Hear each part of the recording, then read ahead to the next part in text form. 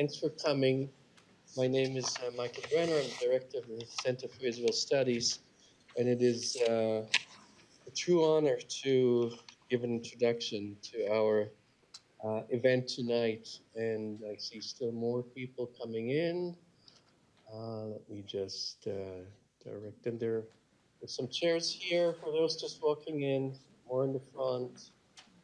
Only welcome to sit wherever you like. The last month marked 1 year after the Hamas attack on Israel, which initiated a period of horrible suffering for so many people in the region.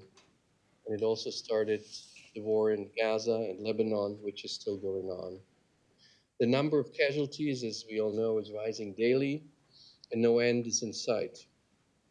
Our campus, like many universities, has long been drawn into this conflict. And I don't want to compare, it's just totally different. I mean, it's campus where nobody's been killed.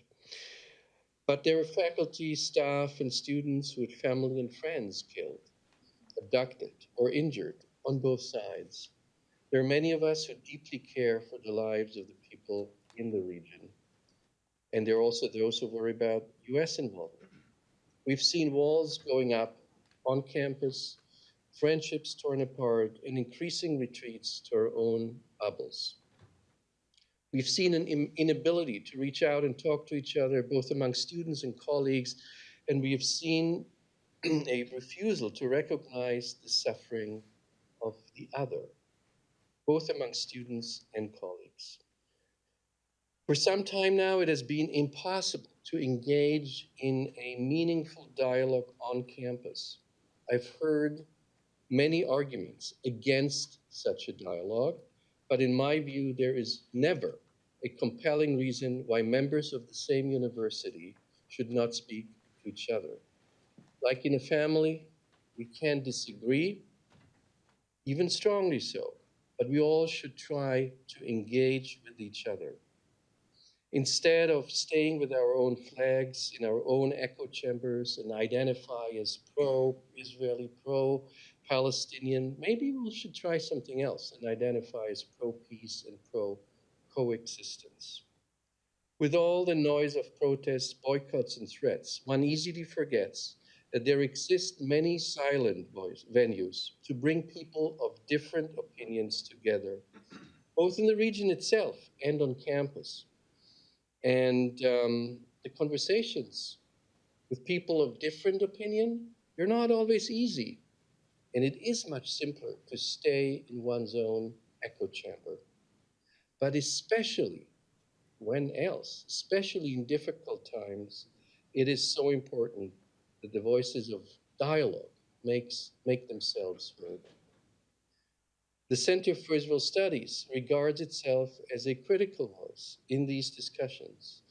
And we include in our classes not only the 75% Jewish citizens of Israel voices, but also those of the over 20% Palestinian citizens of Israel. And just last week, and those in my class know that, we had two peacemakers from Israel and Palestine, one young woman from Tulkarem and one young man from Tel Aviv. We're trying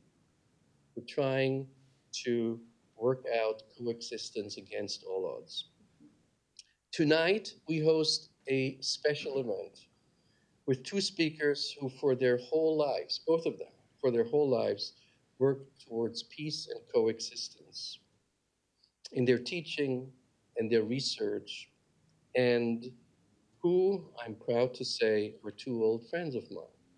Both have suffered terrible losses on October 7th, 2023. Professor Ilan Troen is the doyen of Israel studies. He really is the founding father, I would say, of the field. I think most of my colleagues would agree with that no one else has done so much as he to establish research and teaching on Israel on campuses worldwide, both as professor both at Ben Gurion University in Beersheba in Israel and Brandeis University here in America. And Among his many awards for his many books, I just want to mention the latest one, his recent book, Israel Palestine in World Religions, Whose Promised Land, that just came out a few months ago, was awarded the 2024 Bernard Lewis Prize this month at the annual conference of the Association for the Study of the Middle East and North Africa. Congratulations, Ilan.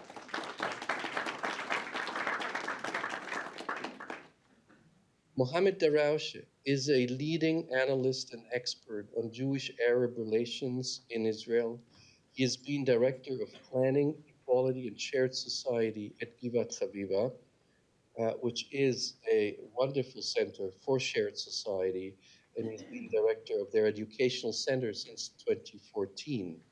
He previously was the co-director of the Abraham Fund initiatives and elected council member of his hometown, Iksal, as well as elections campaign manager for the Democratic Arab Party United Arab List in the 1990s. In 2009, he served as a member of the National Committee which drafted Israel's coexistence education policy. He was the recipient of the Peacemakers Award from the Catholic Theological Union and the Peace and Security Award of the World Association of NGOs. And he's a fellow of the Shalom Hartman Institute and also leadership fellow of the New Israel Fund. Mohammad Darawshe was a visiting professor at many universities, including my other home at the University of Munich a few years ago, and he's now a visiting professor at the University of Illinois in Urbana-Champaign. On October 7th, 2023, Ilan's daughter and son-in-law, Deborah and Shlomi Matthias, were killed in their kibbutz while protecting their 16-year-old son, Rotem, with their bodies from the bullets fired inside their home. On the same day, Mohammed's cousin, Awad Darawshe, a 23-year-old paramedic who was working at the Nova Music Festival when the assault occurred, was killed as he was trying to save the lives of others. And I thought it would be important to hear both of your voices, even together, and bring them to our campus. Not just to speak about the tragical events in the past, but more importantly, to discuss a possible future. How can life go on after what you and your families have suffered? How can we recognize the suffering of the other side when the violence is still continuing? How can we find a way out of all of this into a better future? So please welcome our two speakers as they will begin with short presentations before we engage in a panel discussion and afterwards, of course, give you the opportunity to ask questions.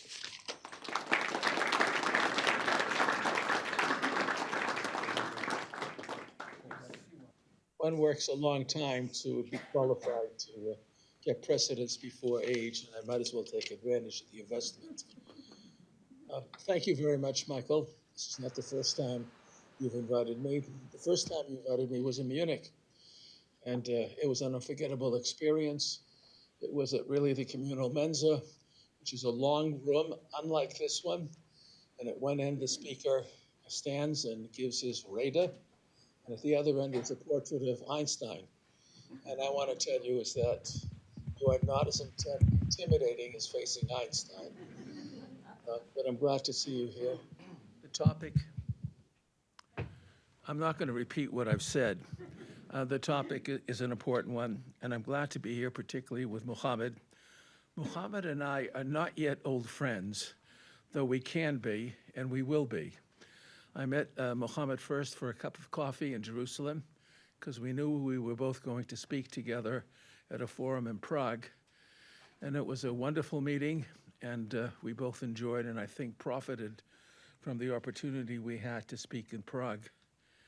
And so when the opportunity came to speak with you again at this wonderful venue that Michael created the excuse for, I jumped at the chance.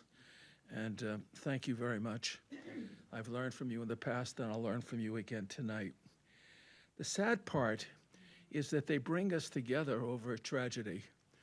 The tragedy of your nephew, who was also a neighbor, I understand, and the tragedy of my daughter and son-in-law and a larger family who were killed in that terrible day, October 7th.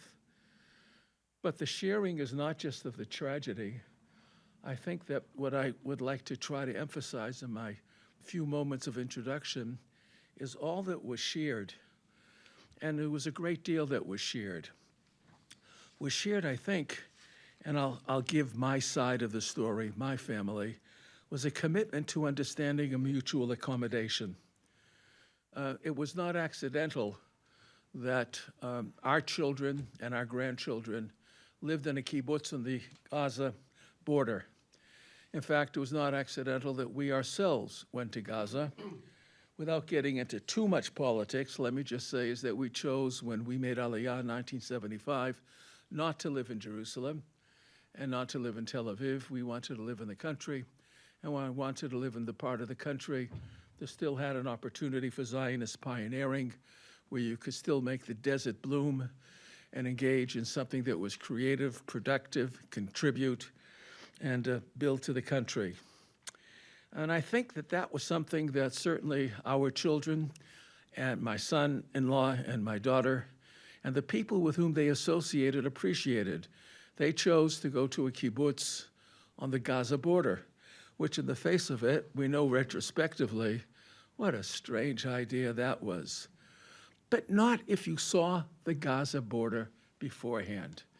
I first saw it in 1961, that far back, and what one saw was an expanse of mauve, of desert, of brown, occasionally clumps of green that were the signs of a beginning kibbutz, like Urim, near Oz, and all the rest whose names have become famous.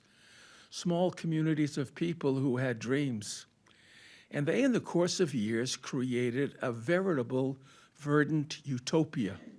Utopian communities of small communities where people knew one another, cared about one another, and interestingly, by and large, cared also about the people who lived on the other side of the border, and know that in the early years there was no fence, there was no security zone. Indeed, one ought to say about the Zionist movement as a whole, Jews did not come to the Middle East to live in a ghetto or into a mellah. They already had that.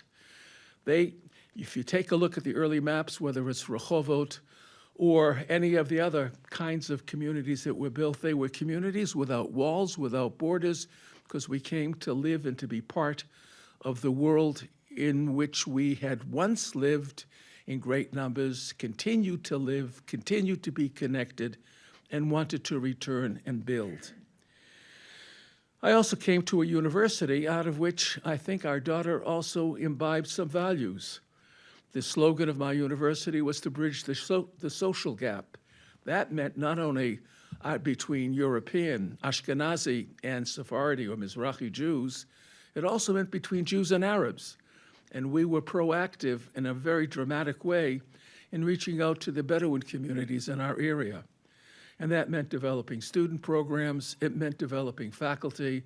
In fact, to give you one example, the first woman gynecologist, Professor Bedouin in Israel, is in our faculty, someone whom we nurtured from very early on. It extended very widely before Hamas came into office. One of the people who used to write and work with us was Fathi Arafat, the brother of Yasser Arafat, who has publications under the banner of Ben-Gurion University. They were concerned about the environment that Jews and Arabs share. The measure of sharing and interaction was proactive and genuine and deep and anticipated our involvement and our integration together in making together a better world. My kids were musicians, and they knew the folk songs. What is a folk song in Israel, in modern Israel? Folk songs we associate as coming from a distant past. Hava Nagila used to be in the pianos in Tel Aviv, and it would say folk song, but it was actually written only in 1912. In short, there was something like 2,500 folk songs written in the 1920s and 30s. The notion of deep roots that could be quickly and easily articulated was deep. Who will build a house in Tel Aviv? Mi yivneh bayit b'Tel Aviv, mi yivneh bayit b'Negev. Songs of the Negev. Our son-in-law used to run throughout the Negev, Shira b'Tzibor, songs for the public, popular events where people came to speak of the glories and the values, the cherished and positive values of coming to make the desert bloom, not only for Jews, but for all. They had the great misfortune of giving their lives in the service of their dreams, and they didn't expect it, nor did they deserve it, because among their many activities, and this is not unusual, many activities was founding a joint Jewish-Arab school called Hagar. Now, Hagar was the wife of Abraham, who had a wife also called Sarah. They decided that the school should not be called Sarah, but in fact, Hagar, the mother of Ishmael. And they taught music and they taught other values there. And they weren't alone. All up and down those communities, those kibbutzim on the border with Gaza, were people who were engaged in providing services and inviting people on the other side.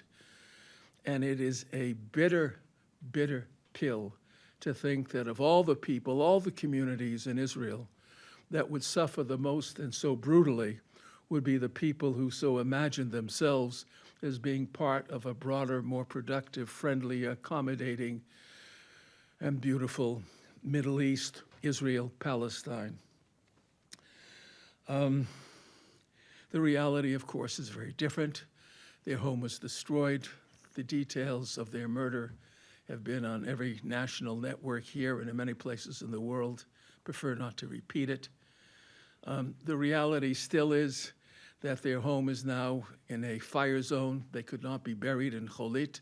They're buried in Omer, the community in which I live, which is also in the desert, and again, by choice. But then again, there was, for all these words of hope that I'm sharing with you, the first part of the building that I inhabited as the first dean, actually I was the founding dean of humanities and social sciences at Ben Gurion University of the Negev, was that part of the building that had a bomb shelter. You can't build a home in Omer, the community in which I live, unless you build a bomb shelter, 18 inches thick of reinforced concrete with special instruments for air purification and so on. So the reality is that on one level, you could have a dream. You could know what you aspire to, but in another, to deal with the reality of the world in which you deal.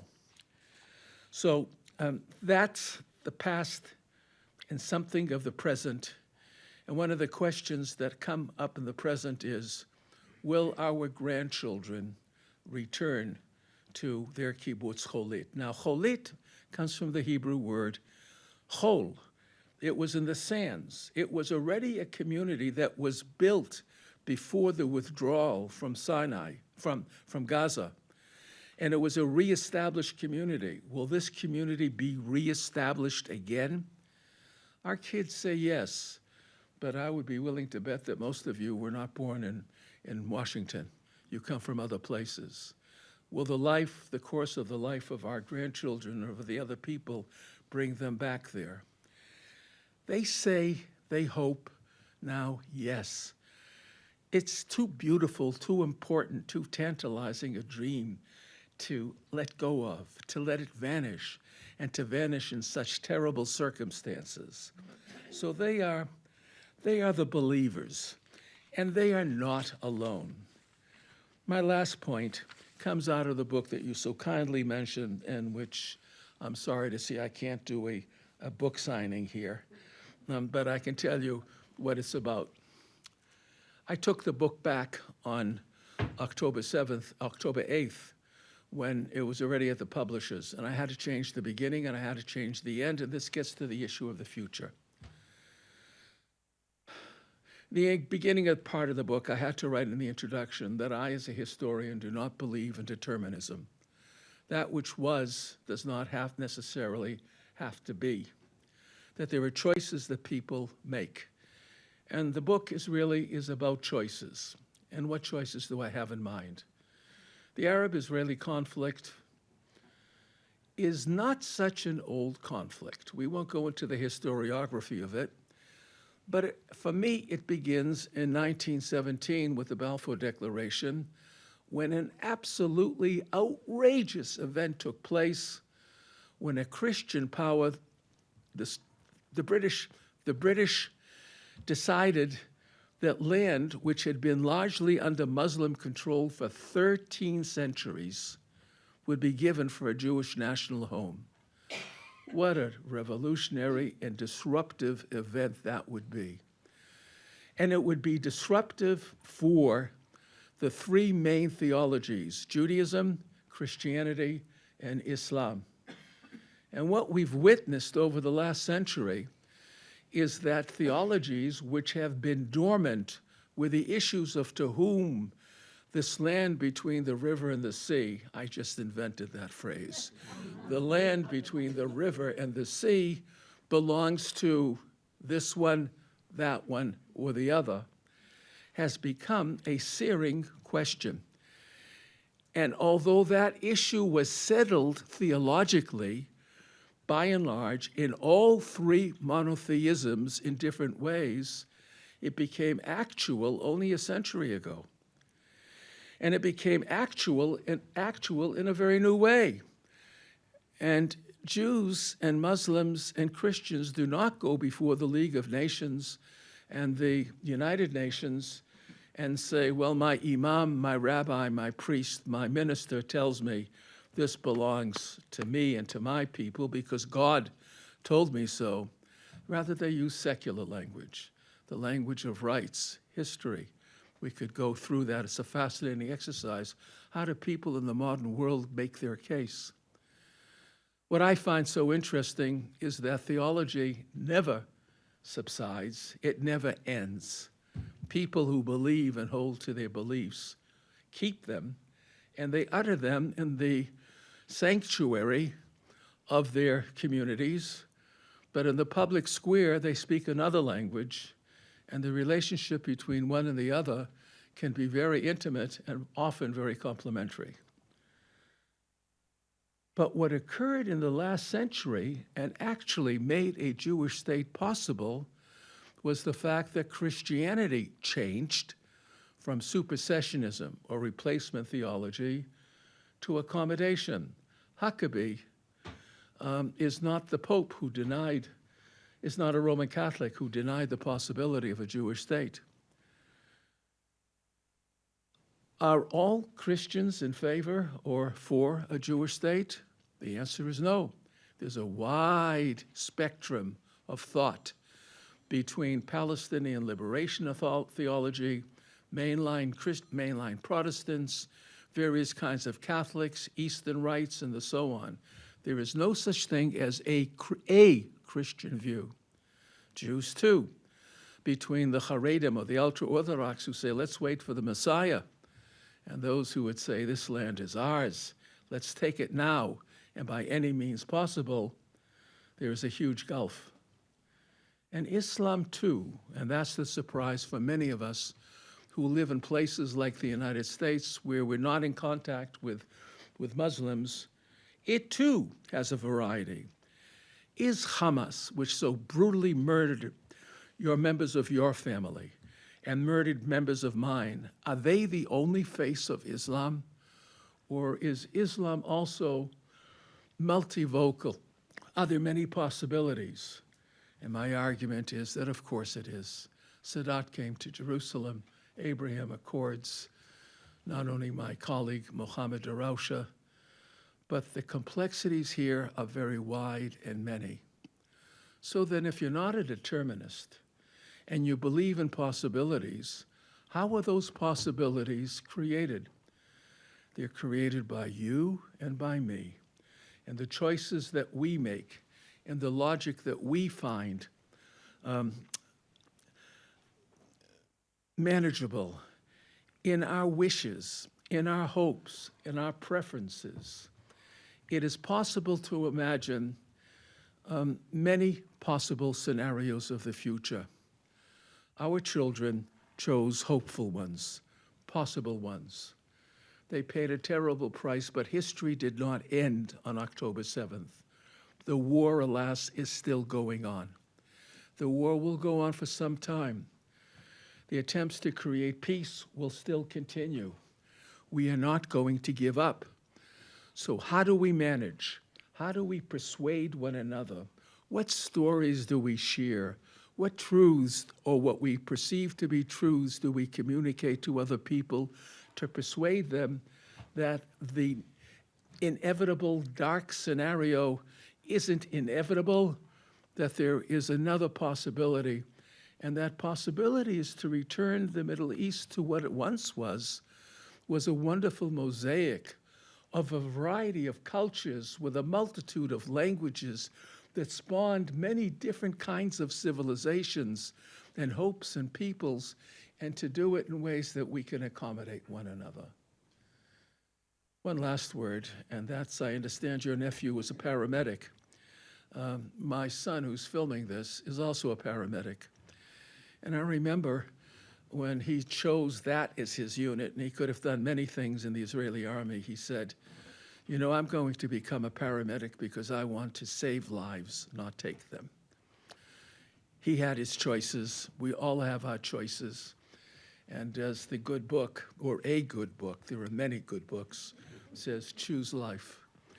And it is entirely possible for us, for them, to choose life over the alternatives whose consequences are so dire and awful and painful. Okay.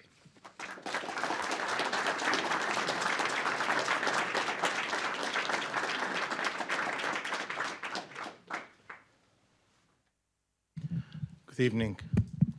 Thank you, Michael, for inviting me here, and especially to share the podium with Ilan, who I do start to consider friend and teacher. There are three reasons I usually like to speak second, and especially after Ilan. One, respect for the elders, a value that I was taught by my grandfather, so I will not enter a door before you. And you won't catch, I told you, you won't catch me off guard with this. You will always have my respect, but also for who you are. The second reason, you know, as historians, what do? They go over time. Okay. Back and now. He went over the 10 minutes, which allows me to also go over time without any comments from someone else. And the third reason, I get the chance to correct whatever correction I need to make. So thank you for being first. And thank you for being very sincere and honest in your presentation. I'm someone that looks for the future, actually, not for the past. So I go over time from this moment onwards. I then get stuck with history. I then get stuck with, I try to learn it and understand it, but also make it applicable. What do we learn from history so that we can correct our future? We know how to assess our current situation. It's miserable. We know how to look at the current problems. They're even getting more complicated. We know how to look at our wounds. You know, since the death of Awad, many things happened. Ilan, you said in one of the last sentences, history doesn't end on October 7th. History didn't even start also on October 7th. So from my perspective as a Palestinian, I also know that until October 6th, 134,000 Palestinians were killed. And since October 8th, 43,000 Palestinians have been killed. So history didn't start in October 7th, didn't end in October 7th. We keep accumulating all the time damage over damage over damage in Jewish-Arab relations, Israeli-Palestinian relations, Muslim-Jewish relations, put any other combination. We are accumulating damage. We are at the stage right now that we don't know where the damage is coming from because extreme radical groups have taken over the agenda. Not just Hamas in Gaza, but also the government in Israel. I'll share with you a personal experience. On the 9th of January, I hosted a big conference called Shared Society in Crisis, to focus on Jewish-Arab relations in Israel and how can we save Jewish-Arab relations. And I even invited the president of the State of Israel, Herzog, who came and spoke in our conference, Benny Gantz, the Minister of Interior from Shas, many Israeli Jewish, not only center-left, but also, let's call them soft-right people that came, and all of the Arab social, cultural, political leaders. The conference ended at 3 o'clock. At 3:10, I get a call from someone from the Shabak. And he says to me, Shabak is the Israel Secret Service. And he says, you need to get your daughter silent. My daughter is a student at a college called Emek Israel College. I said, what did she do wrong? And he says, she keeps putting things on in her social media that makes some people angry. All right, I said, okay, I'll talk to her. I went back home, asked her what happened, and she showed me what she posted. Photo of destruction in Gaza, and 2 words, till when? That was before we accumulated this much damage. That was only in January 9th.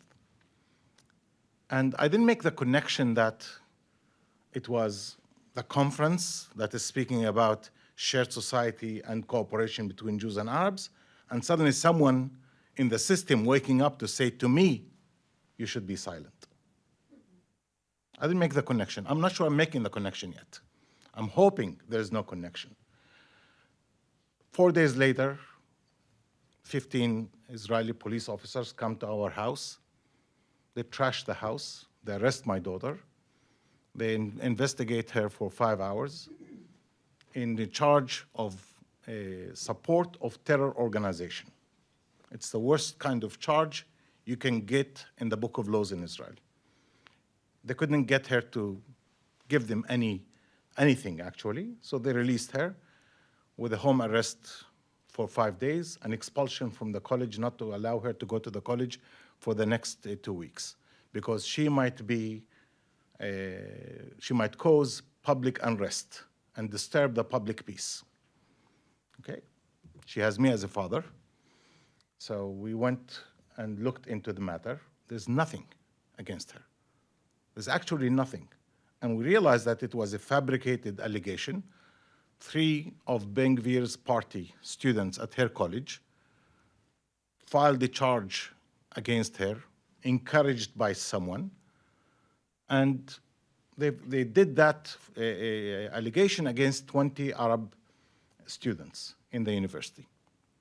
All of them went through the same process.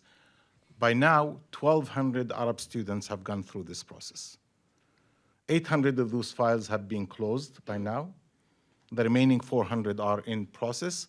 Only 30 will probably mature into legal action afterwards.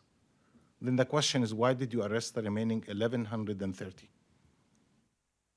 We're negotiating now with the police. Our lawyers are negotiating with the police. The police wants to close the file against my daughter based on lack of evidence. And we say, no, there's no crime. You should close the file based on lack of crime and not lack of evidence. And I wrote a whole article, I'm not sure if you read it, about McCarthyism that is developing over Israel, silencing policy that is committed by this government. And the reason I'm bringing this into in this discussion, mainly because I think, yes, maybe I'm the target of this, trying to silence the voice of reason. People in this government do not want people that speak in terms of peace, coexistence, cooperation, partnership. They don't want those voices heard. Not only in the Israeli side, but there are many in the Palestinian side that do not want to hear these voices. They say this is not the time. I'm now teaching at the University of Illinois. There were a few students that wrote letters to the chancellor to cancel my class. Why? The title of my class is Conflict Resolution Between Theory and Practice. And their talk is that this is not the time to talk about peace with the Israelis, because this is normalizing with the aggressors, normalizing with colonialism. So this is not the time to talk about peace. I beg to differ. This is the time to talk, maybe not the capital P peace. Michael, when you introduced me, you used two words in describing my career, two words that I want to take issue with. You said I've been working for peace and coexistence. With time, when I've been working in this field for more than 40 years, most of my adult life, with time I understand I do not work for peace. I work for pieces of peace. The capital P peace will probably need to come from the elders, not age, but in position, the political leadership. We were hoping that it will come from the Biden administration. It's not coming. Some people are hoping it will come from the Trump administration, telling you it's not going to come. We've been hoping that to come for the last 76 years. I'm not hoping for peace to come from the Israeli and Palestinian leaderships. I think that to have peace, the capital P peace, from the Israeli and the Palestinian leadership, you need to have both willing and capable leaderships on both sides. In Israel, maybe we have a willing leadership, a capable leadership, because it was elected in elections, but definitely not willing. And on the Palestinian side, the willing part, which is Abu Mazen, is not capable to deliver the Palestinian people. And as long as you don't have on the two sides willing and capable leadership, we're going to continue having yet another October 7th and another intifada. This cycle will continue for many, many years. And that's why I'm only hoping for the capital P peace to come from the international arena, an imposed solution, and believe me, almost everyone in this room, what that solution is going to look like. It's an over-negotiated conflict. We know how it's going to look like. People are going back now to say one-state solution. Are you serious? Who's going to accept it? The Palestinians want to get rid of the Israeli occupation. They don't want to see the Jews managing their lives. The Israelis want to maintain their project of, after so many years of atrocities committed against them, they want to have their own control in their own state. Both nations are fighting to have their independence and security guaranteed in their own self-determination capacity, and not to live in a situation where they have to go accept the presence of the other side politically in their life. So a divorce is needed, and that divorce is needed to be made by the big capital P politicians, probably in Washington, D.C., before any other capital in the world. The second, so that's why I'm saying I don't work for peace. I work for pieces of peace. I know how to bring 30 Jewish and 30 Arab kids every week to my center. They come with high rate of fear, mistrust, and racism against each other. And by the end of 3-4 days, racism rate drops by 75%. That's what I know how to do. I know how to place Jewish teachers in Arab schools and Arab teachers in Jewish schools. We started with 6 teachers in 2005. Today we have 2,500 cross-sector teachers. 93% of the kids, this is their first ever encounter with the other. 93% of them. 68% of those kids change their perspective from negative to positive about the culture of the other. And it is sustainable change that happens. And we work with 400,000 kids every day. That's my piece of peace.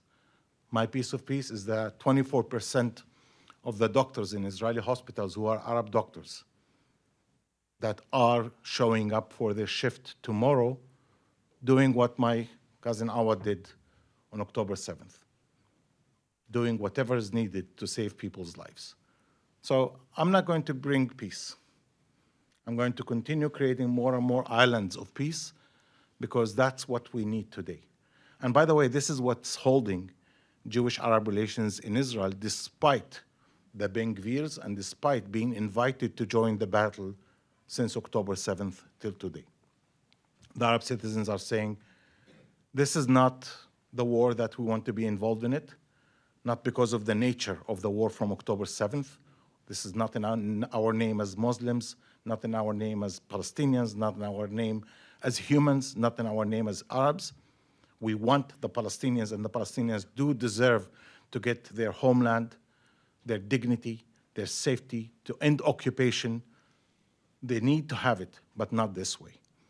On the other end, what we're witnessing is that Arab citizens are also challenging the old, you said I work for coexistence.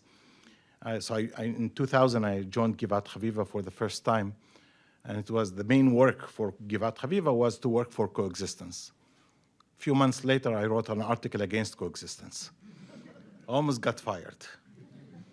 And the article basically said, and I want to repeat it, it's a 23-year-old article, I don't want a coexistence between a horse and a rider.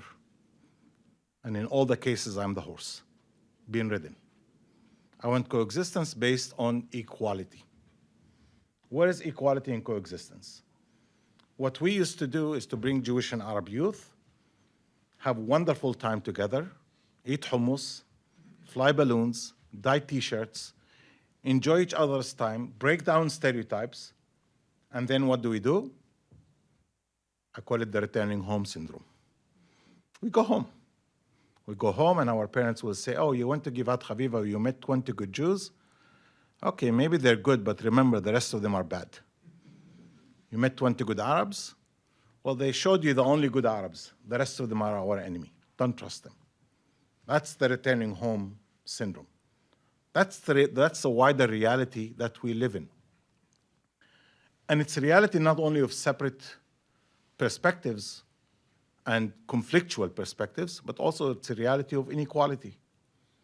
So Arab citizens are being kept as unequals and expected to behave as good citizens, as good colleagues for the Jewish kids and good colleagues for the Jewish doctors. We need to behave. We should behave well because why? Because we ate hummus together. I don't want that.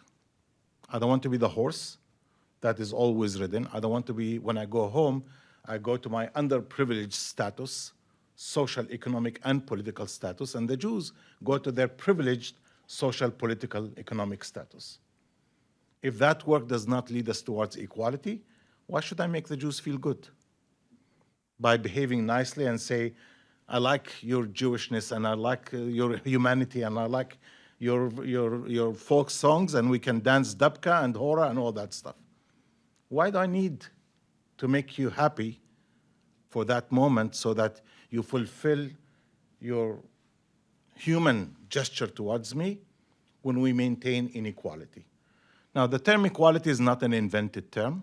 I didn't invent it. Someone coined that term in the Declaration of Independence of the State of Israel. They said Israel, and the language they talked to my grandfather was, Israel will be a place where you will have two types of equality, political and social equality. My grandfather was naive to believe that that's the case. I'm naive to believe that this is what's going to happen. And as such, I'm fulfilling every single day. I try to make it happen. I try to make it work. How do we try to make it work? One is to try to create capacity among Arab citizens. Create capacity that can challenge the political, social ecosystem, whether it is volunteering during elections time to get the Arab citizens to vote more, to increase our political weight in the Knesset, or to get more Arab doctors in Israeli hospitals, or more Arab students in universities, or more Arab kids to study high-tech, to bring capacity so that we can show that we are not only good enough to clean streets and collect garbage. We need to fight our battle from our end. The second is the host community, the majority community in Israel, that needs to be trained to understand that Israelization is not only a process that the Arab citizens have to go through. Israelization is also a process that the Jewish citizens have to go through. To understand that Israel is not only the state of the Jewish people, Israel is also the state of its citizens, as the Declaration of Independence says. And what is Israel doing in since 2009? It's going into more Judaization. 28 laws were passed in the last 15 years that basically say to me, I'm not your state. Crowned by the nation-state law, which was passed on the 19th of July, 2018. That is taking out the promise and the premise of democracy and equality, which was created, go back to history, by the founding fathers of the State of Israel. With the emerging Israel, if it continues to be led by the extreme right-wing national Zionism, we're not going to be able to have a future, not for peace and not for coexistence. By the way, in that article that I wrote in 2001, I coined another term. I coined the name shared society. And basically, shared society, it means that, yes, for good relations, but also at the same time for equality. And any organization that wants to be true to this mission needs to work on both tracks of equality and good relations to win, to basically speak about the agenda of the Jewish public, which is they want good relations, and also the agenda of the Arab citizens. So if you combine good relations and equality, I came up with the term shared society. Now, if you ask most Israeli Jews, do you support the term shared society? 68% of them, even today, say yes. Ask the Arab citizens, 88% say yes. Now, where's the problem? What comes first? The Jews say, let's start by good relations. This will result with equality. If you behave, we'll give you equality later. The Arab citizens see the exact opposite dynamics. They say equality first, fulfill the promise of the Declaration of Independence. If it works, we will reward you with good relations. And that's where we're stuck in this process. And that's why we need governments that can allow those processes to go parallel with time. Now, I want to go back to a couple of things that Ilan and I have been talking about. It is up to us. You know, we work in education, and the concept of education is that if you train the kids today, the next generation will be better. I don't think we have time. I don't think we have the privilege to stay in our pain, mourning our loss. I don't think we have the privilege of putting it on the shoulders of the next generation. Because as we accumulate more damage, I don't know what's going to happen. One of the things I presented at the conference to President Herzog on the 9th of January was a very disturbing piece of information. Two topics we asked: the level of trust and the level of fear. Before October 7th, almost 37% of the Israeli Jews said that they mistrust the Palestinian Arab citizens of Israel and they're afraid of them. That number came up to 81% by now. Almost 25% of Arab citizens said that they mistrust the Jews and are fearful of them. That number is close to 57% today. Our problem is more than doubling. Our subject matter is more than doubling, which means our combat, our fight back against fear, mistrust, and racism and radicalization has to more than double. We don't have the privilege today to say we're going to be witnesses of what's unfolding. We need to double, triple our capacity in order to win the battle. And the battle is that Jews and Arabs can live together. Israelis and Palestinians can live together. That vision can be implemented. Our agenda should not be confiscated by the extreme radicals that are derailing us again and again and again from the vision that, yes, we can live together. But that is not a vision that you believe in. That's a vision that you work on.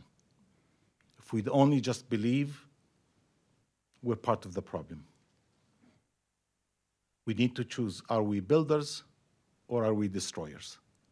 You don't have the choice of just sitting as neutral in this process. So Ilan, thank you for continuing to be there as an individual, as a human, as a thought leader. And as long as you're there, you will definitely always find me with you. Thank you very much.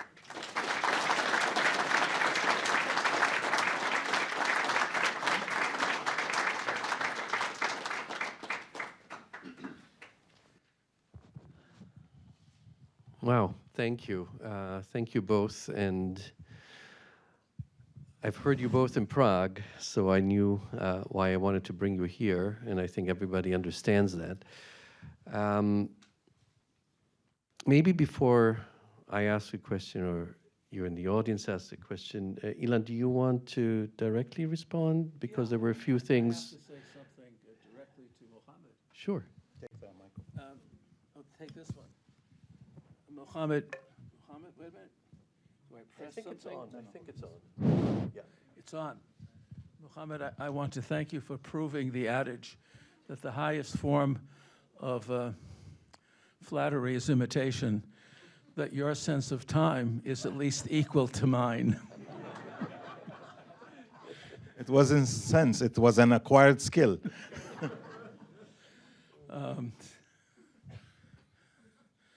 Look, I'm not an educator in the way that you are. I am a historian. So history, it does inform me, as do other disciplines. And much of what you say, in fact, all of what you say really touches me, both the parts with which I agree and the parts about which I have reservations. Reservations not in terms of contradictions, but would wish to explore and expand. And among them is the issue of minority and majority. You know, as well as you know better than I do, because you're the expert, one of the images that one has of Jewish-Arab relations in Israel-Palestine is the notion of three concentric circles, is that the small circle in the middle is the minority of Palestinian Arabs in Israel, and around them who sometimes think they're the majority, and for good reason, because in the world of the Middle East, there's no danger that the Arab language will ever be extinguished, nor will Islam ever be extinguished, nor Christianity ever be extinguished, and that, in fact, the true minority are the Jews, who have a difficult and a complex history in the Middle East, particularly in the last number of generations. But nevertheless, in terms of numbers, the numbers are with the Jews in the state of Israel, and the Jews are the next concentric circle. But as we could explain at length, they often have the mentality of a minority. They feel they're besieged. They look around in the world and they look what happens to the northern Lebanon, to the Maronites. They take a look at the mayhem in Syria. They took a look what happened to the Yazidis, the pressure on the Copts, the fights between Shia and Sunni Alawites, and this and that and the other thing. And they also know that they came, more than half, or about half of the Israelis come from that world, and that they are very, very nervous. And so that majority, and the third concentric circle is reality, which is who really lives in the Middle East, and that's that large mosaic of different cultures that have been there and have contended for centuries. So then this issue of minority and majority is far more complex than a simple numbers game. And the Declaration of Independence of Israel that you refer to is my favorite document. And I'm one of the people who goes out on Saturday nights, actually Motzei Shabbat, and holds up the sign, Ne'emanim, be faithful to the Declaration of Independence. Now, the first part of the Declaration of Independence gives all the reasons why a Jewish state is legitimate. It's the second part of the Declaration of Independence that quotes the universal rights of man and women and all the pronouns imaginable, that we must respect the rights of minorities and others. Both have to work together. Bring them together is really a challenge. It's not so simple. I wish that it were, but I know a few societies in which that is. Majority-minority relations require a lot of work, and majority-minority relations do not necessarily produce sameness. They must produce respect and accommodation and pragmatism on both sides, not just one side. So in some areas, like choosing perhaps the national flag symbol, anthem, maybe there's majority has some rights that the minority doesn't. But in a whole host of civic issues and legal issues and financial issues and issues before the courts and rights and so on, of course there has to be equality. So that this is something that really has to be worked out. Last comment.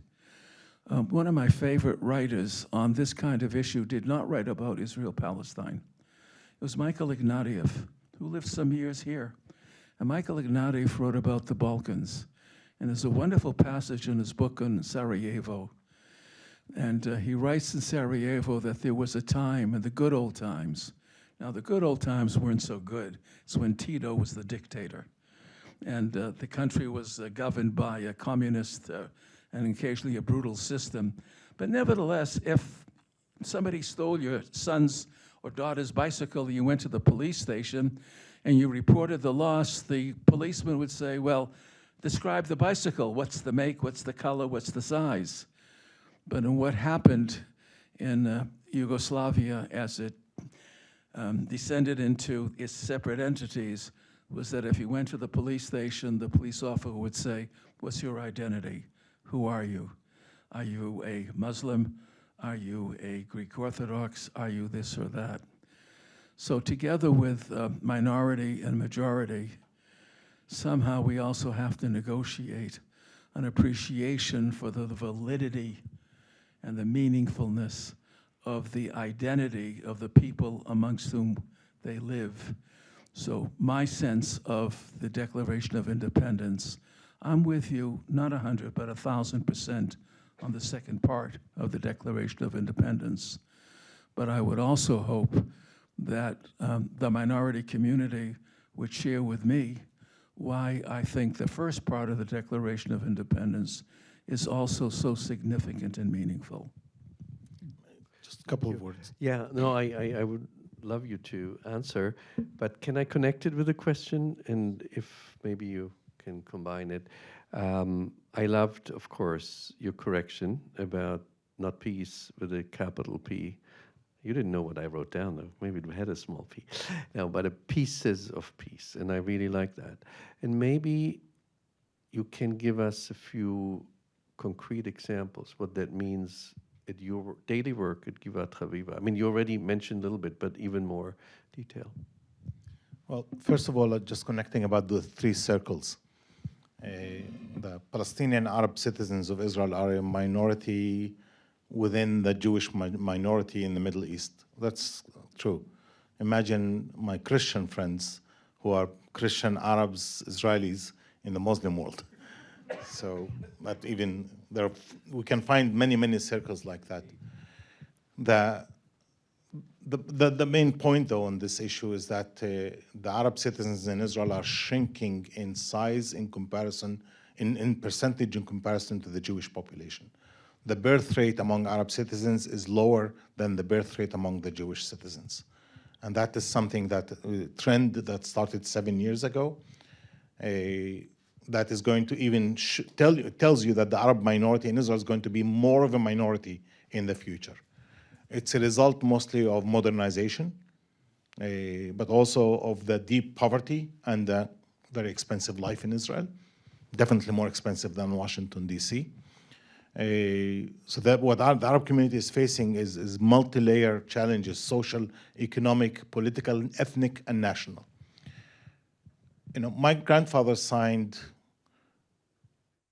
an agreement, and all the mayors of the towns in 1948, they signed the surrender agreement on the 22nd of July, 1948. And in that surrender agreement, there was a promise. Article 9 says that the Israeli military, represented by Chaim Laskov, who was the deputy chief of the staff, guarantees that political and social equality will be guaranteed. So every time, and I'm sure you mean very well, Ilan, every time I hear someone saying we need to respect minorities, I say, thank you, I don't need respect. I need equality. The word respect is is the social contact theory. It's let's live in peace and everything will be nice. Give hummus. We'll get some hummus together and maybe we'll get apple pie at some point, but it doesn't get us to the place of political equality and social equality. What the nation state law says to me, I am not your state.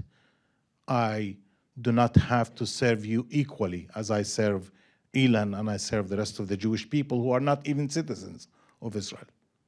Israel says, I have the right to discriminate against you politically, but also economically. They speak about the need for Israel to work for settlement of the Jewish people. Well, what about me? I did not immigrate to Israel. Israel immigrated to me. I'm indigenous, and history, as if you're a historian, history also serves me. My family has lived in the same town for about 800 years. Don't I have the right to call it my homeland? Don't I have the right to call it my country? So the burden of the proof is not just on me. The burden of the proof is on the Jewish majority's shoulder to create the space in which I can feel proud citizen, but more importantly, equal. I want that for my kids, I want that for my granddaughter, and I don't want to be respected. I don't want respect, I want equality. Respect, I'll gain it by training my kids to become worthwhile in society. My son has his MBA and works in a company. He has 148 Jewish employees that they respect him because he comes with the skills as a manager and they respect him, as well as a good human being. My daughter is doing her PhD in genetics at the Technion. In a few months, she'll graduate with a PhD in genetics. She'll be respected and she'll be paid 3 times my wage. My second daughter, in a year, she's going to graduate as a dentist and she's going to make 5 times my salary. And believe me, she'll get also her place and respect. I don't need that. I need the respect for my youngest daughter, who was violated because she was Arab. Because they think it's easy to arrest Arab citizens and do that kind of treatment towards them, only because the Jewish majority can allow itself to do that. That's what I'm looking for. It was the disrespectful treatment that nation-state law says, which also gives the power to the police today to do what they do, treating us as not even second-class citizens, but relating to us as part of the enemy, as an extension of the enemy, and sometimes even as hostages in case of war between Israel and the Palestinians. I don't want to be respected hostage. That's not the place for Arab citizens. And the reason I keep talking about Jewish-Arab relations in Israel as part of the regional context, because I relate to it as square one. Square one. If Jews and Arabs cannot live well together in the place that there's, it's a lab. If we can't prove the case in that laboratory, there's no chance for Israel to live in the Middle East. Forget being integrated in the Middle East if Israel does not know how to integrate the Arab citizens equally.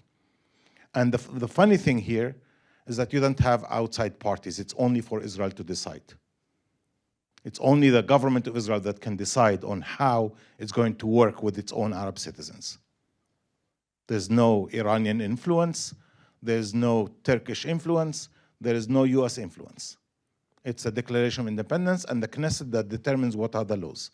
So if the Jews have good intentions to live with the Arab Ocean, you have a chance to prove it. You have a perfect gift that you got, which is having an Arab minority that you can work with. It's a small minority that is even getting smaller, so there's no demographic threat that it's going to take over. Grab the chance, grab the opportunity to prove that Jews and Arabs can live together. And that's why I think it is of regional, national interest of the State of Israel and not just the interest of the Arab citizens as a result of kindness. Now, to projects. How do I translate this into action? I look for islands of success and I try to imitate them. I'm not creative. So there's that island of success in the medical industry. If you come to an Israeli hospital, you'll see that 24% of the doctors are Arab, not thanks to the state. Half of them got their degrees from outside Israel because there were limitations in front of them to get accepted to Israeli medical schools for many years. So they escaped and got their degrees from outside Israel and came back, knocked the doors. Out of need, the Israeli medical system opened the doors. That's what we call in conflict resolution the win-win relationship. That's what we call mutual interests. In theory, it's called the superordinate goal theory. When we both share a superordinate goal, then we're willing to collaborate and work with each other. So we take that example and try to imitate it. One of the projects that we've been running it for, now it's the third cohort, we bring Jewish and Arab young artists to our campus at Givat Haviva. They spend 3 months in joint residency in a room like this. Each got their corner to create their first job, their first portfolio, and they also produce a joint exhibition. So their first ever exhibition will be joint Jewish-Arab exhibition. What's the goal here? Within the next 10 to 15 years, we will have 400 or 500 Jewish and Arab artists that have worked together, presented together, slept in the same dormitories, ate from the same plate. You eat from the same plate, you realize it was not poisoned. You sleep in the same dormitory, you wake up, there's no new hole. You didn't get stabbed. You create increased level of interest and interdependency between the two sides. We place Jewish teachers in Arab schools and Arab teachers in Jewish schools. We work with Jewish and Arab neighboring municipalities to identify mutual project and collaborate on it. It could be an industrial zone, but it could be as simple as a bicycle path that between the two communities, or a soccer stadium or something of that nature. The idea is to create good neighborly relations that is based on physical, real programs. We bring Jewish and Arab women to do businesses together. We try to identify people that they go through actually 3 stages. One is the social contact. Hummus is still good. Humanization is good, because what happens in the social contact theory, you humanize the other. You realize that the other is a human being, and you don't have to only look at them through the lens of security or ethnicity or political identity. You can look at them as normal human beings that you share the same music with, that you can enjoy the same food with, and you can share a laugh with. The humanization is critically needed, especially when the ecosystem is dehumanizing us. The second stage, we talk about the problems. We allow, as we're doing right now, we allow the elephant in the room and we talk about the problems. And we can agree to disagree also, but in a cultured manner, not fist fights and not physical interaction that can result with wounds that will never heal. When I was at university, there was a night which is called the Leil HaSharshiraot at the Hebrew University. We were sleeping, few Arab students of that time were sleeping in the same dormitories, and the current Minister of Defense, together with Tzachi Negvi and others, they were the leaders of the Likud party at the time. They decided to attack the Arab students, and they came with metal, what do you call them, chains, and I still have the marks on my back. So that's how we argued then. That was their way of argument. There's another way of argument. We can also agree to disagree on these kind of things without having to leave marks of chains on our backs. Thank you. Since both of you have used the time wonderfully to explain, so many things which we are, wanted to hear anyway. I don't want to take more time for myself, so I think we will open it up to the audience. And as always, students have the first word, and I see some fingers up there. Maya, would you come down? I see a hand up here. And maybe introduce yourself briefly. Hello, everyone. Can everyone hear me? Okay. Hello, my name is Stephanie. I want to thank you both for coming here. I really appreciate it. As an Israeli citizen myself, I want to tell you both that I'm very, very sorry for your loss. I personally know several people who are affected, and the atrocities that occurred will never be reversed. With that being said, I want to ask, how do you see the work that we have in regards to humanization, bringing people together is very important. But I think there's also another aspect of there's pain because there was deaths and there was murders. And how do you see from the pain, emotion ultimately overcomes so much more, especially when you have groups that are only with each other, when you have only Jewish communities or only Arab communities. How do you see us moving past that pain? I can tell you a very encouraging story. But around 3-4 weeks ago, just before I left for this current tour in the States, I attended, as did my son, a ceremony of the kibbutz Cholit commemorating the losses of all their people. And I think the number is 17 or so. And each one was assigned a specific amount of minutes where members of the family got up and quoted a letter, provided a video, sang a song, read out a poem, and tried to capture the life of those people who had been so brutally murdered. What was absolutely remarkable in this act of commemoration on the anniversary of their brutal murder was that not one of the members of the family, nor anybody in the assembled people from that kibbutz uttered a word of revenge, even of anger. Rather, they talked about the life, the light that they had brought to their communities and that they had brought to the world, and that the loss that that community and others would feel by their absence. And I think it's difficult because those are the people who feel it most directly, but their emphasis was on choosing life and of going forward rather than of wallowing in what is the most natural of human emotions, which is the desires for revenge out of anger. It's also not unique. Imagine what Nelson Mandela did after all those years in Robben Island. He came to the mainland and he imagined a rainbow society. And he drew upon the best of African and of Christian traditions, in not just turning the other cheek, but of having compassion for the others.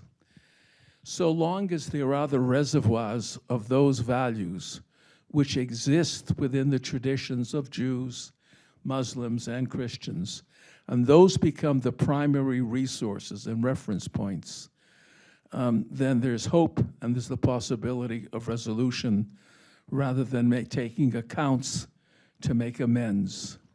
It is possible, it has happened, and it can happen. I don't have much to add.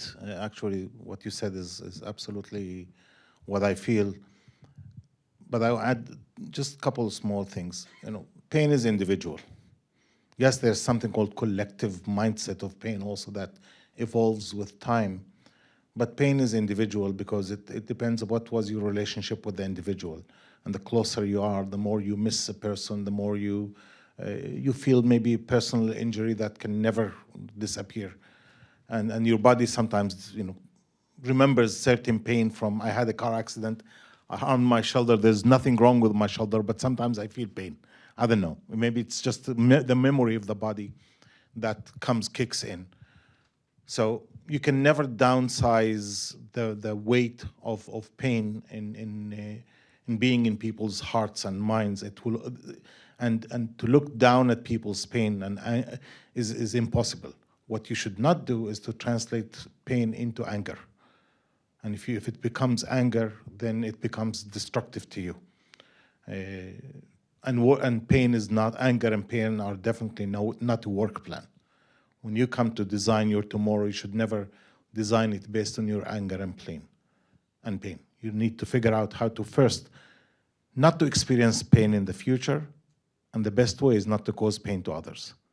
if you can create interdependency and cooperation between your adversaries, even not a result of, peace and love, maybe not a result of agreeing on narratives and identity, but as mutual interests, that you can create some kind of interdependency, working solution. Why don't I like peace? I want working solutions. Israel has peace with Egypt. What kind of peace is that? It's absence of war, which is fantastic. It's definitely 10 times better than the situation in Gaza, or maybe 1,000 or maybe a million. But it's not real peace. I want peace as I have with my Jewish friends, that they come to my house and they feel at home, and I go to their home and I feel at home. That is peace, without having to give up my identity, without having to give up my perspectives, without having to give up my culture and my practices. In Ramadan, I fast and I invite them to break fast with me. And in Pesach, they invite me to break fast with them also for Pesach Seder also. So that's, peace is when you are able to engage with people as human beings and see them as part of your normal life, not just absence of war. And as I said, pain and anger are not a work plan. Okay, let's take a couple more questions. One is here, and I see you as well. Let's continue here, and maybe we'll take one more, two more after that, and then go to the answers. Hi, my name's Aaron. I'm a freshman at American University. And what you said before about don't give me respect, give me equality. I really appreciated that. However, for me and I guess most people in the room don't have the power to give equality. We can only give respect at this time. And I think, especially for me as a college student at American University, for other people in the room at wherever their environments are, we don't have too much power to change policies to make these things. How do you recommend working towards that within our communities, especially looking at, I'll say American University, for example, where like this meeting right here is almost mythical to American University students, where this is almost unheard of, and the climate is so thick and dense. How do you recommend working towards peace? Thank you. Great question. And we'll take a few more, I think. Sorry? So good. So, and then the lady behind you is next. Thank you guys for your conversation. I think that your relationship and your conversations is something that not many students on this campus aspire to, because we're a campus of great passion, and I think that that passion then turns into hurt and anger, and what we're missing that you guys have is the piece where the wisdom and the experience comes in. So I'm wondering how, in your experience, you get through to people who are missing the compassion and the wisdom to have these conversations. Thank you. Yeah, hi, my name is Andrea. Thank you very, very much for coming tonight. My question is, how do you think that we should react to the victory of Donald Trump and the appointment of Mike Huckabee, who is a right-wing evangelical Christian who deep down inside probably believes that only people who accept Jesus as their personal savior are going to go to heaven, regardless of what he says now, and who has denied the existence of the Palestinian people, who was chosen by Donald Trump, who may believe the same thing, who hasn't thought very much about it at all. How do you, each of you, feel about that, and aren't you frightened like I am? Thank you. And we'll have one last round of questions if time permits, but I want to give the chance to reply first to our two, maybe trying to reply briefly so we have more time for questions, but up to you. Well, to the students, first of all, walk the path. As I said, peace is not, peace I don't think in terms of ideology. I think of it as a practical thing. How do I make tomorrow give me another piece of peace. It can be with you see a person that is holding a different perspective, just go sit next to them. Take a walk and just ask them, let's not talk about the issues, but can we go have coffee together? Not to talk about the conflict, talk about the weather, talk about music, talk about art, talk about anything that you might find in common. Look for, even if it's fake identity, you both like jazz, fake that you like jazz if the other person likes jazz, but try to engage with the person as a human being. Maybe that will give you a chance to then talk about the conflictual issues. One of the amendments we did in our programs, we have a program called Face to Face. We bring Jewish and Arab youth for encounters. Usually for 97, 98% of the kids, this is their first ever encounter with the other. And they come loaded. Everyone wants to do what? To be the ambassador of their identity and culture. Come and represent, to tell you why you are the problem and not me. And we call it the ping pong debate. And what happens in ping pong? You backtrack. When you get stuck, you start backtracking with arguments. Did history start on October 7th? Or maybe in 1967? Was it in 1948, was it occupation or was it Nakba? Who did Abraham want to sacrifice? And we have a historian here that thinks it was Isaac. Okay. Thank you. So on your question, I think you need to find the mechanism to have free elections. Thank you. I just want to add a word about, finding a common discussion, a topic which is not the conflict. And I think that's really important. I remember an example with actually an AU student a few years ago, a Palestinian American student, very active in the community, but one of those who would talk to the other side. And he wrote an article in the Eagle, our student newspaper, criticizing the Center for Israel Studies. And fine, this is right. I actually responded, and then the Eagle reached out to both of us and said, maybe you should meet each other. And I thought it was great.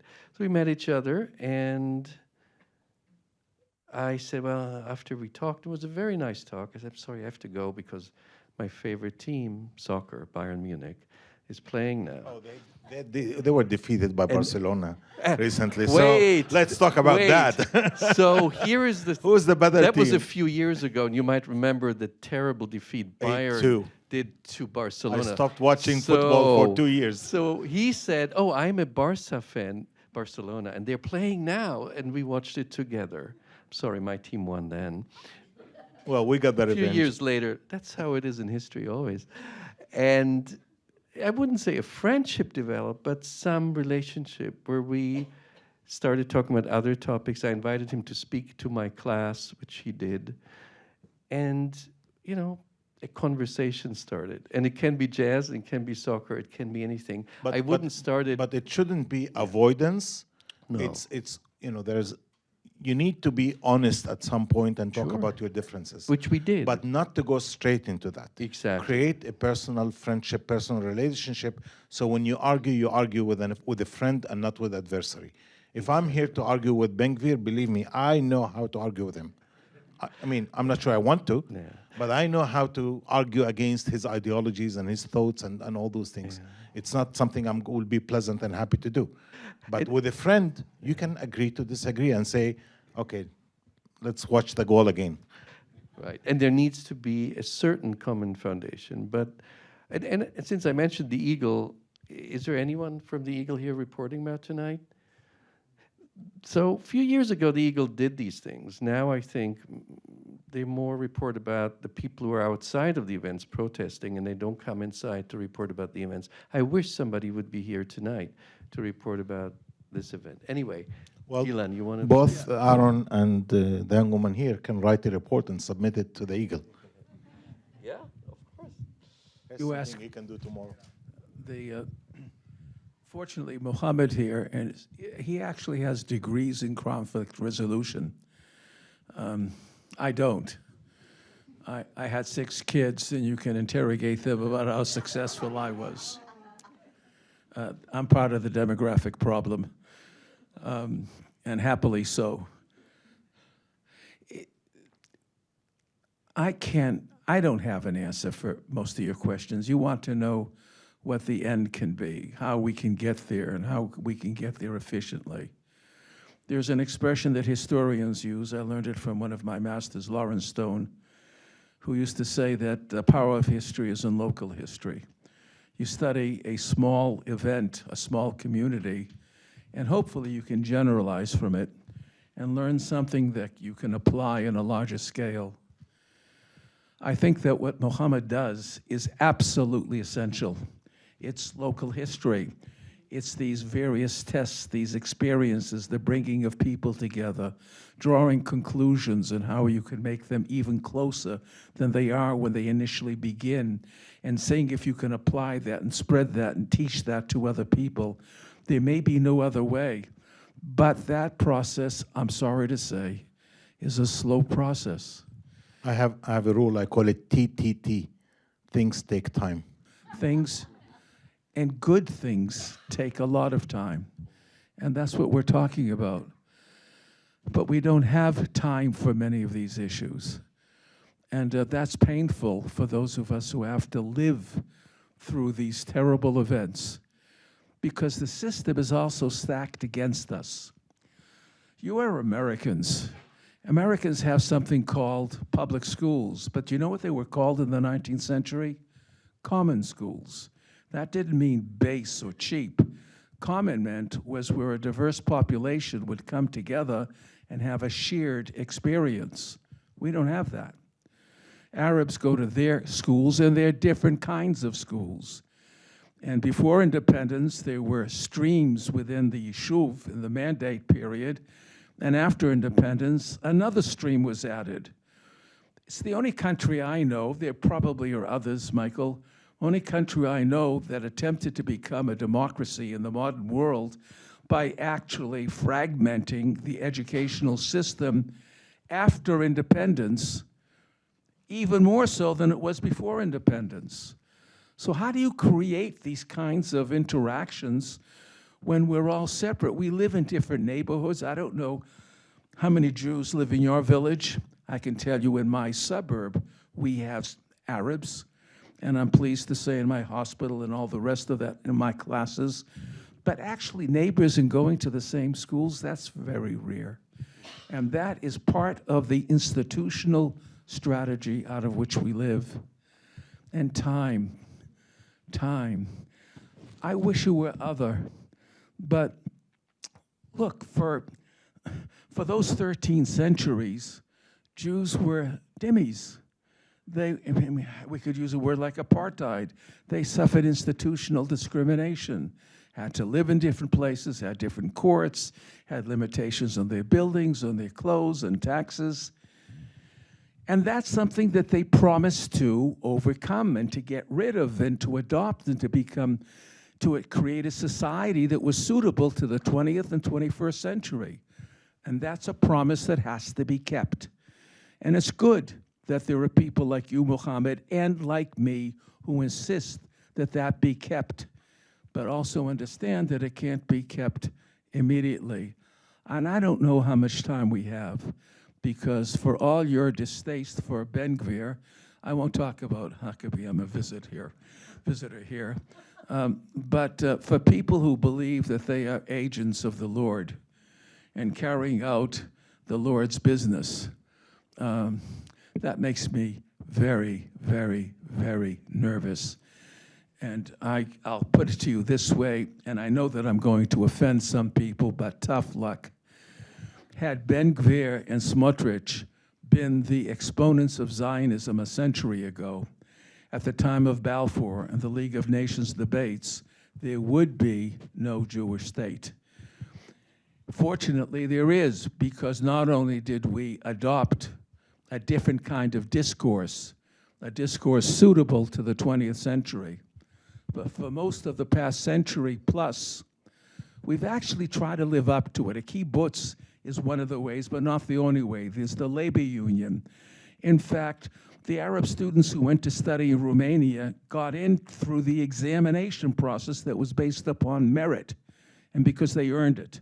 By the way, a lot of Jews did as well, because the Israeli system doesn't have enough room both for Arabs and Jews.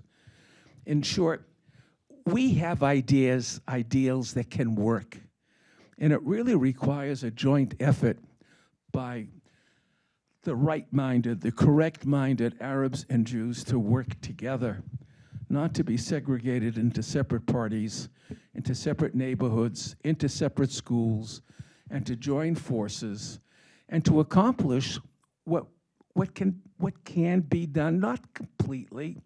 You can't have justice, complete justice now. That's why the Bible talks about tzedek, tzedek tirdof. Justice, justice thou shalt pursue. It has to say the word justice twice so that we get it. In fact, it's very hard to achieve the ideals of any society. And I think that we're actually blessed. We're blessed with people who come with the culture that Mohammed comes from, and people from whom I've learned and been inspired by. And we've done some actually good things together.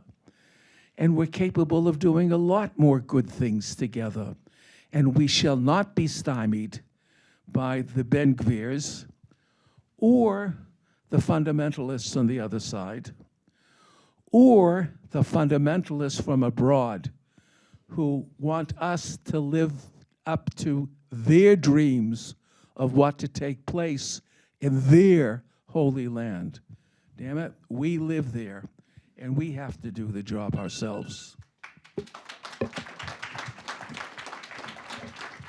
I think that was the perfect concluding words, and also opening words for how to go on from here. And to the Ben Gvirs, I sometimes think if I would ever meet him and he asks me what to read, which he won't, I would say read Herzl's Old Newland. There is actually one villain in there who is like a modern Ben Gvir. He's a rabbi, an Orthodox, but a very intolerant one who does not want a shared society with non-Jews. And he is the only one in Herzl's Old Newland who is excluded from Herzl's Jewish society, or His name is, Rabbi Gaia. which means A vulture. a vulture, right. Yeah. So all of you read Old Newland. And thank you very much for coming. And I think we will not forget what you said to us.